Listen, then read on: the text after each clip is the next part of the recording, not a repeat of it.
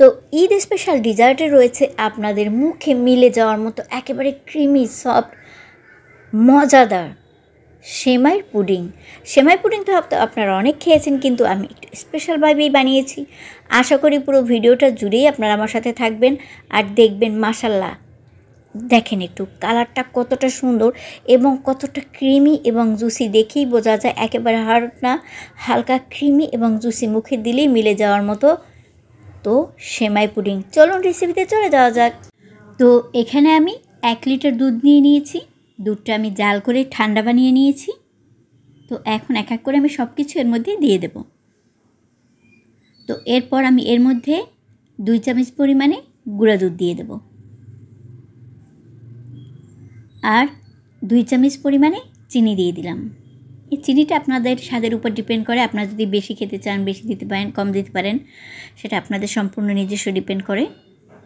তো এখন আমি দুধের মধ্যে, লিকুইড দুধের মধ্যে যে দুধ আর চিনি দিয়েছি সেটা খুব ভালোভাবে মিশিয়ে নেব।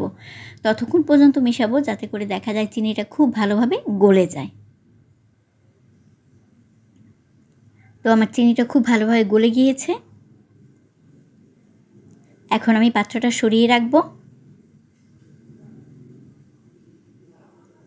তো এরপর আর একটা পাত্র নিলাম। এখন আমি এর মধ্যে 4টা ডিম দিয়ে দেবো। আমি 1 লিটার দুধের জন্য এখানে 4টা ডিম নিয়ে নিয়েছি।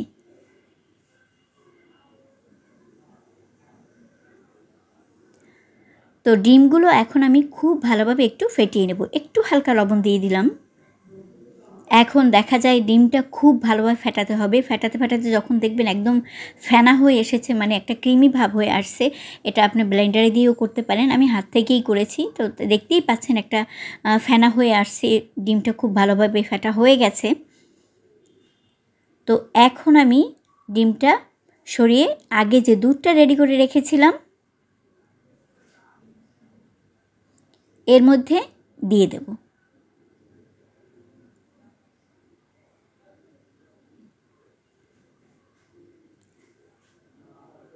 তো এখন আমি ডিম আর দুধের যে মিশ্রণটা খুব ভালোভাবে মিশিয়ে নেব। এখন দেখা যায় অনেক সময় আপনার ডিম থেকে একটা গন্ধ আসে, এর জন্য আমি এখানে হালকা একটু ভ্যানিলা এসেন্স দেব। জাস্ট 1-1 ফোঁটা পরিমাণে একটু ভ্যানিলা এসেন্স দিয়ে দেব। এটা একেবারেই অপশনাল, আপনার চাইলেও দিতে পারেন, নাও দিতে পারেন, কিন্তু দিলে ফ্লেভারটা খুব সুন্দর আসে, খেতে একটা ভালো ঘ্রাণ বের হয়, এর জন্যই আমি এটা দিয়ে দিলাম আর কি। তো এখন এখানে আমি একটা স্পেশাল জিনিস ইউজ করব, যেটা আমি আপনাদের শুরুতেই বলেছি যে এটার কারণে আপনার পুডিংটা একেবারে ক্রিমি একটা ভাব চলে আসবে এবং একটা জুসি ভাব আসবে, কখনো হার্ড হবে না। তো এখানে আমি 2 চামচ পরিমাণে কাস্টার্ড পাউডার ইউজ করেছি এবং কাস্টার্ড পাউডারটা দেওয়ার পর আপনি খুব ভালোভাবে মিশিয়ে নিতে হবে, যাতে দেখা যায় ভিতরে লাম্পস না থাকে। অনেক সময় একটু ভালোভাবে না মিশিয়ে নিলে একটু গোটা গোটা থেকে যায়। তো খুব ভালোভাবে মিশিয়ে নেব যাতে লাম্পস না থাকে। তো এরপর আমি একটা পাত্রে ক্যারামেল বানিয়ে নেব। এখানে আপনি অন্য একটা পাত্রে ক্যারামেল বানিয়ে সেটা আপনি যে পাত্রে পুডিং বানাবেন সেটাও ঢেলে দিতে পারেন। আমি ডাইরেক্ট যে পাত্রে পুডিং বানাবো সেখানেই কিছুটা পরিমাণে চিনি দিয়ে ক্যারামেল বানিয়ে নিতেছি।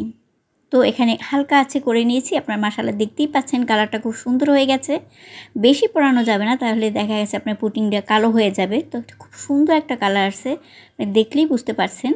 তো এখন একটু ঘুরিয়ে ঘুরিয়ে আমি 4-5টায় মেলে লাগিয়ে দেব, যাতে সব জায়গায় কি সমানভাবে লেগে যায়। তো আপনি দেখতেই পাচ্ছেন যেমন কালারটা সুন্দর হয়েছে, ঠিক তেমনি আমি সব জায়গাটায় ঘুরে ঘুরে লাগিয়ে দিয়েছি। খুব সুন্দর হয়েছে ক্যারামেলটা, একেবারে পারফেক্ট কালারটা। তো এখন আমি আপনার সেই এখানে লাচ্চা সেমাই নিয়ে নেব। যে লাচ্চা সেমাইয়ের পুডিংটা করব আমি, সেই লাচ্চা সেমাই নিয়ে নেব। আমি লাচ্চা সেমাইটা ক্যারামেলের উপরে আস্তে আস্তে করে চারপাশ থেকে মেলে একেবারে খুব সুন্দরভাবে মেলে দেব, মেলে যাতে একটু ক্যারামেলটা ফাঁকা না থাকে। সমস্ত লাচ্চা সেমাইটুকু আপনার চারপাশ থেকে মেলে হাত থেকে একটু চেপে চেপে লাগিয়ে দেব আর কি। এটা যখন একটু হালকা গরম গরম থাকবে ক্যারামেলটা, তখনই আপনি এটা দিবেন, যাতে করে দেখা যায় আপনার সেমাইটা খুব সুন্দরভাবে এটার উপর লেগে যাবে আর কি। কিছুটা দুধ দিলে উঠবে, কিন্তু দেখা যাবে আপনার অনেকটাই ক্যারামেলের সাথেই আপনার সেমাইটা লেগে থাকবে। তো আমি ভালোভাবে চেপে চেপে লাগিয়ে দিলাম। এখন আস্তে করে, আলতো হাতে আস্তে করে আমি দুধটা সম্পূর্ণ ঢেলে দেব।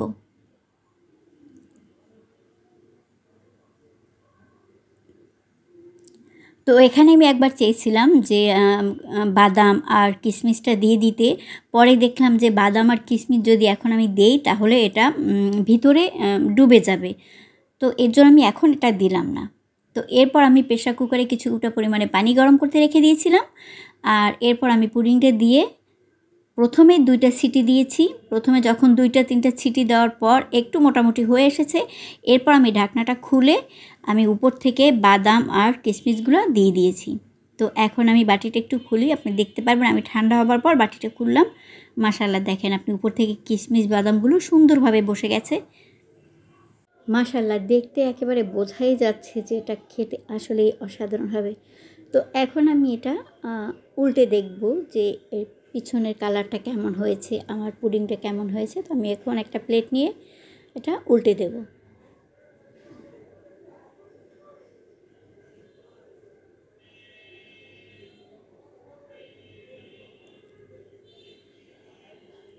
তো মাশাআল্লাহ দেখেন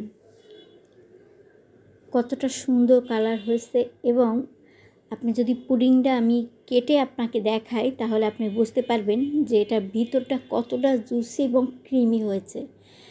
মানে আমি এখন পুডিংটা কেটে দেখাচ্ছি। অনেক সময় দেখা যায় অনেকে পুডিং বানালে পুডিংটা হার্ড হয়, কিন্তু এই পুডিংটা আসলে অনেক অনেক জুসি হয়েছে এবং একটা ক্রিমি ভাব হয়েছে পুডিংটার মধ্যে। তো আমি একটু মানে পুডিংটা কেটে নিচ্ছি, আপনাদের দেখিয়ে দিচ্ছি পুডিংটার ভিতরটা কেমন হয়েছে আর কি।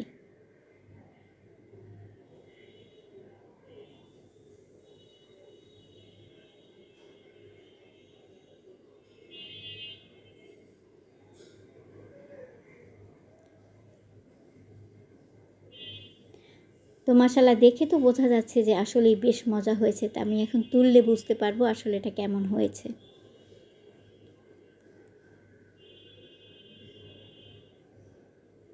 তো মাশাআল্লাহ দেখেন আপনি উপরে সেমাইয়ের যে একটা লেয়ার আর নিচে যে আপনার ক্রিম আর ডিমের পুডিংয়ের একটা লেয়ার, 2টা লেয়ার আলাদা সম্পূর্ণ বোঝা যাচ্ছে, এবং কতটা যে ক্রিমি সফট জুসি, আসলেই বেশ মজা ছিল।